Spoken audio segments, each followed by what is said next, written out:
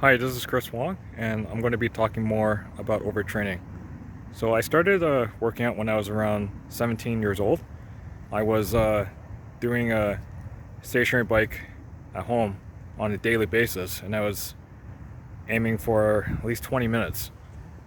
And I would do it for quite high intensity. No matter how I felt, I just kept pushing myself, even to the point where I was doing late night studies, and I would actually somehow hop on the stationary bike at 11 o'clock at night just because I didn't want to miss a workout. And this obsession took place over a couple years, and then I toned down a bit and just decided to work out 3 or 4 days a week. And then for some reason, when I started doing my a job working at a fitness store, and I'm doing like warehousing and selling equipment to customers, I decided to give a daily based training a try again because my nutrition knowledge has improved and my training knowledge has improved as well. But I'll go back to how when I was working out quite often at the start, how it affected my health. So when I got into working out on a daily basis, I was making gains. Like I was actually burning body fat, and I was getting used to the feel of doing cardio for long periods of time. I also made some gains in the gym too from being consistent.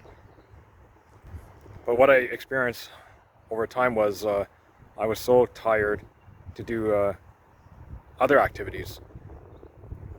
Like I've actually even got to the gym tired and I would still work out.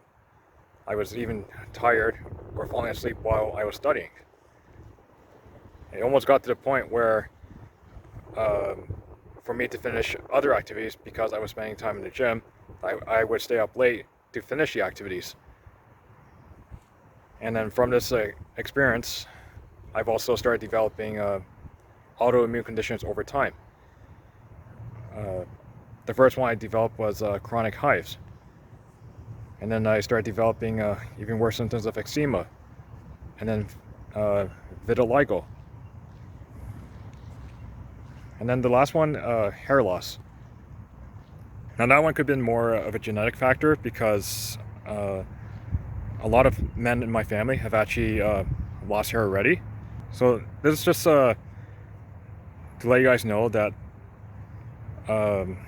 working out every day without breaks can come with a price, especially if it's done without proper recovery, especially if it starts affecting social life, homework, work life, even like relationships with a partner or family members. Like I even work out to the point where sometimes my family members have to wait for me to finish working out before we went out for dinner. And that's a mistake I made in the past. I don't do that now, but usually if it comes to that, I'll just ask them, or they know my lifestyle, and they'll give me a few hours notice. We're going out for dinner, or we're going out for lunch, and I'll adjust the workout to it.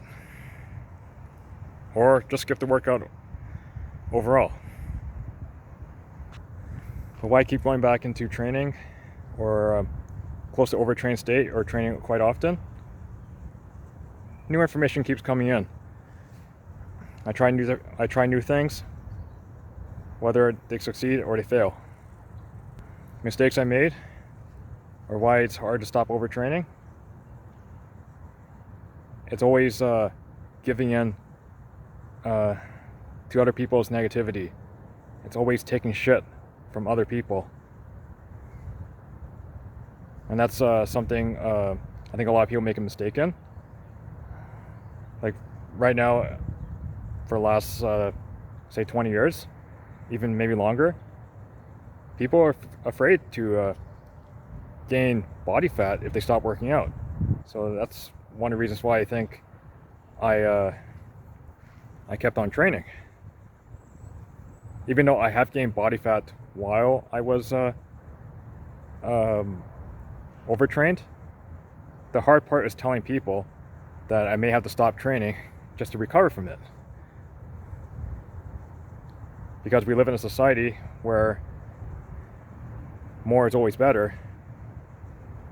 That if, and there's also like a view from other people that if you're fat or if you're overweight, obese, you don't work out. But that's not true.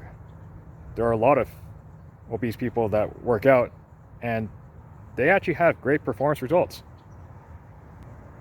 And one thing I've witnessed over the years is when I was overtraining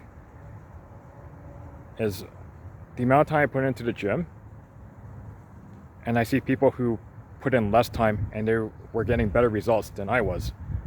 And then I eventually started following that approach where I was actually getting better results than the average person I saw in the gym who was in the gym longer than me.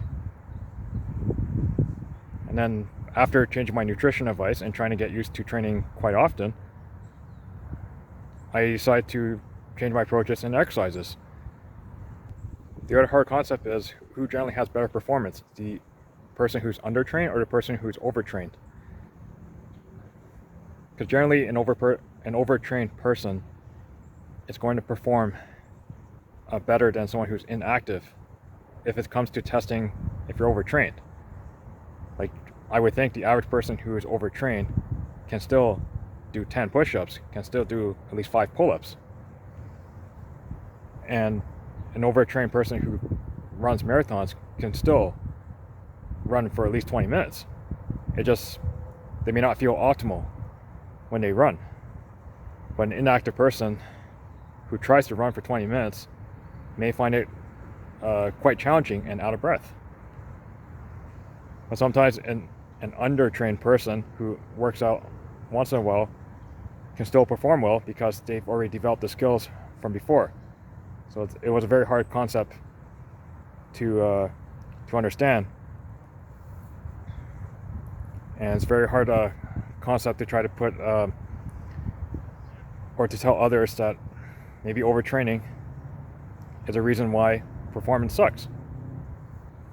Over the years when I was overtrained or during my workout years, I do find that when listening to negativity from other people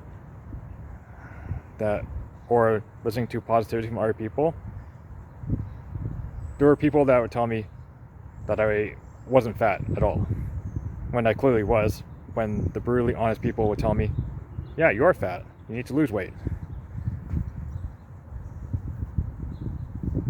So another overtraining stressor is living your life taking shit from other people, because it is a stress factor, and because of living like that, it's like you're not living what you want to live.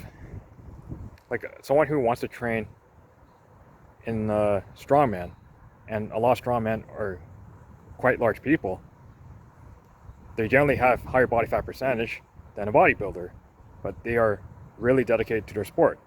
They are really strong and they have really good athletic abilities.